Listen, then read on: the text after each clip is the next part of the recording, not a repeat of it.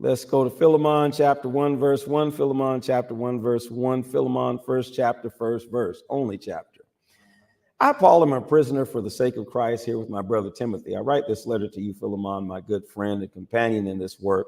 Also to our sister Apphia, to Archippus, a real trooper to the church that meets in your house. God's best to you. Christ's blessings on you. Every time your name comes up in my prayers, I say, oh, thank you, God. I keep hearing of the love and faith you have for the Master Jesus, which brims over to other believers. And I keep praying that this faith will hold in common, keeps showing up in the good things we do, and that people recognize Christ in all of it.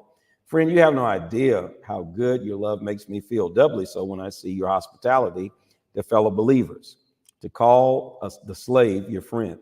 In line with all this, I have a favor to ask of you. As Christ's ambassador and now a prisoner for him, I wouldn't hesitate to command this if I thought it necessary, but I'd rather make a personal request.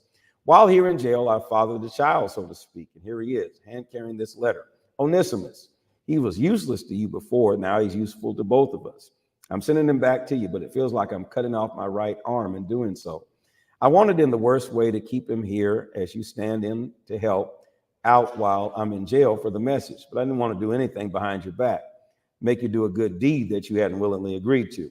Maybe it's all for the best that you lost him for a while. You're getting him back now for good, and no mere slave this time, but a true Christian brother. That's what he was to me. He'll be even more than that to you. So if you still consider me a comrade in arms, welcome him back as you would me. If he damaged anything or owes you anything, chalk it up to my account. This is my personal signature, Paul, and I stand behind it. I don't need to remind you, do I, that you owe your very life to me. Do me this big favor, friend. You'll be doing it for Christ, but it will also do my heart good.